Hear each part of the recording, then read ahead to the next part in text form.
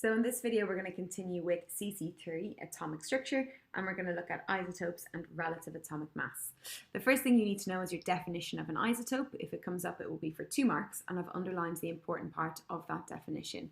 You need to specify that isotopes are atoms with the same number of protons, but a different number of neutrons. And below, I've got 3 lithium isotopes. If you use the key, you will see that the red circles are the protons, the yellows are the neutrons, and then the blue in the shells are your electrons. So if we look at the first lithium atom, I can see that it has got 3 red circles, telling me it's got 3 protons. It has got 3 electrons, and then the 3 yellow circles tells me it has got 3 neutrons. For the next lithium atom, again, it's got 3 protons, it's got 3 electrons, but I'm gaining an extra neutron. I've now got 4 of those yellow circles in the nucleus. With the third, again, I've got 3 protons, I've got 3 electrons, but now I've got 5 neutrons in the nucleus, okay? So you can see that they all have the same number of protons, which fits with our definition, but they've got a different number of neutrons.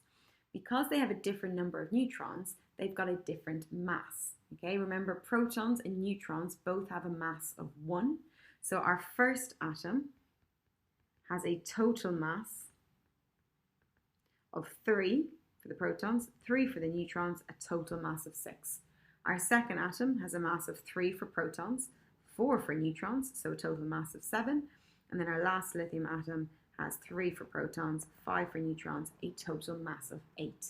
So as you gain a neutron, you are also going to increase in mass. So isotopes have different mass. That means if I were to write a symbol for these different isotopes, they would all have the atomic number 3 because they all have got 3 protons. But when I look at their mass number, for this one I would write a 6, for this one I would write a 7, and for this one I would write an 8. So they would all have a different mass number. Isotopes do have different mass, but they still react in exactly the same way. When we're talking about chemical reactions, it's the electrons that we're interested in. In each of the isotopes I've got depicted here, you've got 3 electrons, and they're also arranged in exactly the same way. You've got 2 electrons in the first shell, 1 electron in the outer shell in all 3 isotopes. Because you've got the same number and arrangement of electrons, your isotopes will all react in exactly the same way, okay? Because it's electrons that we're concerned with when we're doing a chemical reaction. Lithium is going to lose 1 electron. That's going to happen in all 3 lithium isotopes. It doesn't matter that you're changing the number of neutrons. Below here, I've got some worked examples. So the first one, explain the similarities and differences between isotopes. Okay, similarity, you can say same number of protons. You can also say that the number and arrangement of electrons is exactly the same. For differences, you can say different number of neutrons, and therefore they have different masses. Below, I've got a few practice questions on isotopes. They should be relatively simple and straightforward. So have a go completing those 10 questions and then press play when you're ready to see the answers. Okay, so I'm just going to run through the answers. The first one is the definition that I'd written above. The next couple, atomic number, they both got a small number of 8, so it's going to be 8. That means 8 protons, it means they've got 8 electrons. Do they react in the same way? Yes. Why? Because they've got the same number, that's 1 mark, and arrangement, that's 2 mark, of electrons. Number and arrangement of electrons. If you're calculating the neutrons, it's the big number, which is 18, minus the atomic number, which is 8. So you've got 10 neutrons in the first and 8 neutrons in the second. Particles of mass, protons and neutrons, and then the total mass, you're just taking the mass number. Similarities and differences, I've answered above. Which 2 atoms are isotopes? So to be isotopes, they have to have the same number of protons. That means they need to have the same proton number, which is another word for the atomic number. So these 2, or an S, both have the small number 3. That means that they've got the same number of protons, but you can see that they've got different mass numbers, meaning they've got different numbers of neutrons. None of the others have the same small numbers. So you're going to take or and you're going to take S. If you use your periodic table to identify these, okay, you need to know which number to take. You're always taking the small number and using that to identify. We always identify by number of protons. So this element here has 3 protons. I look on my periodic table to find the element that has 3 protons, and that's going to be lithium. S is also going to be lithium. When I look for 11, I'm going to find sodium. When I look for 19, I'm going to find potassium. And when I look for 37, I'm going to find cesium. Okay, so you're taking the small number from the element, and then you find the element on the periodic table that has 11 as the small number. If you just look for 19, you'll actually find 19 next to fluorine and next to potassium. But for fluorine, 19 is the big number. And for potassium, 19 is the smaller number, and you need it to be the smaller number, the number of protons, when you're using it to identify an element.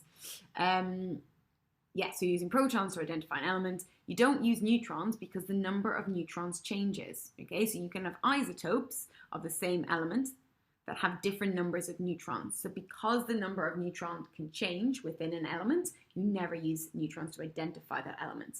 You never use electrons because atoms can gain and lose electrons. So again, the number of electrons doesn't stay constant. The number of protons, however, does not change. So we use protons. Atoms are neutral because they've got positive protons, negative electrons, and they've got the same number of protons and electrons, so they cancel each other out. A H+ ion, if we look at hydrogen, okay, it's got two numbers, 1 and 1. That means it's got one proton, one electron, and then finding neutrons, 1 minus 1, 0 neutrons. So in a hydrogen atom, you've just got one proton, one electron, no neutrons. In a H+ ion, plus means it's lost an electron.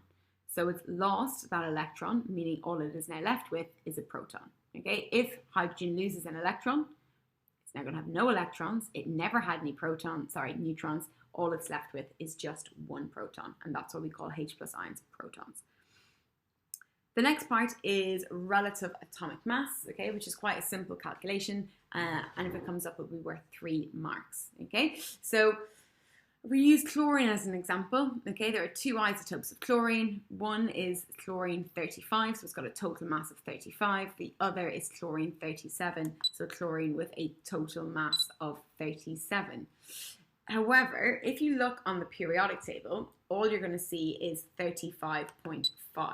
Okay, so that's the only mass number you're going to see on the periodic table. And the reason for this is because instead of presenting all of the isotopes on the periodic table, you just get an average mass. When you're getting an average, so if I was using those examples there and I used 35 and 37 and I wanted to get an average of that, so I'd add them together, I would divide by 2. If I did that, I end up with a mass of 36. So if I'm getting the average of 35 and 37, I get an answer of 36, but that is not the number that you see on the periodic table. Instead, you see 35.5. And the reason is because chlorine 35 is far more common than chlorine 37, and we take that into account when we are doing the calculation. If you had 100 chlorine atoms, 75% of them would be chlorine 35, and only 25% of them will be chlorine 37. Because chlorine 35 is far more common, we take that into account when we are calculating the average mass of chlorine atoms. So instead, your formula that you're going to use is you're going to take the mass of the isotope, which is the mass number, the large number, in this case will be 35, multiply it by the percentage abundance, so how common it is, and then you add on the mass of the other isotope multiplied by its percentage abundance. And because we're dealing in percentages, we then divide by 100. So if we look underneath at a couple of examples, so in this case I'm talking about copper, which has 2 isotopes. 69% have a mass of 63. The other 31% of copper isotopes have a mass of 65. You take the percentage, 69, you multiply it by 63, which I've done here. You take the percentage, 31, you multiply by 65. You add all that together, divide by 100, and you get an answer of 63.6. For the next one, you've got 3 isotopes of magnesium. 79% is magnesium 24, so 24 times 79. 10% is 25, so I've got 25 times 10. 11% is 26, so 26 times 11. Add that all together, divide by 100, and you get 24.3.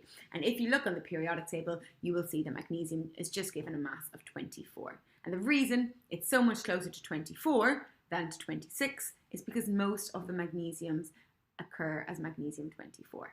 Okay? The last thing that they can ask you, other than just doing the calculation, is they can ask you to describe or explain why this particular formula is used.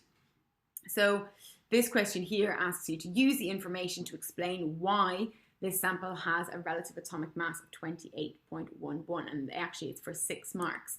So you'll get your first 3 marks by just doing the calculation. So 92 times 28, 5 times 29, and 3 times 30. Doing the calculation and proving that the answer is 28.11, that gets you 3 marks out of 6. But you then need to explain the formula that you've used. Okay, so you'll need to talk about percentage abundance. You'll say some isotopes are more common than others, and because of that, you use the percentage abundance. In other words, how common they are when you're calculating the average mass.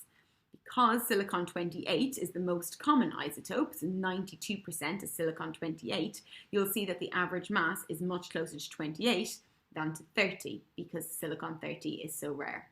Okay, so it works out being closer to 28 than to 29 or to 30 because the silicon-28 isotope is far more common.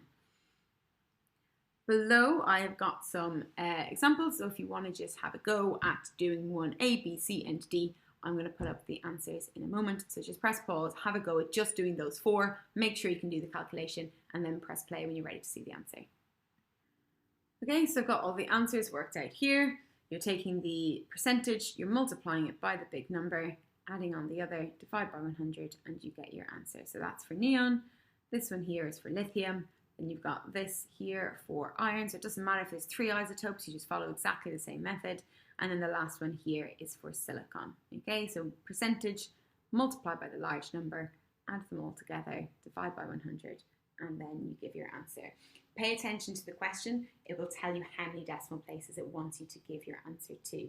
And often that can get you an extra mark just reading the question properly and giving your answer to the correct number of decimal places.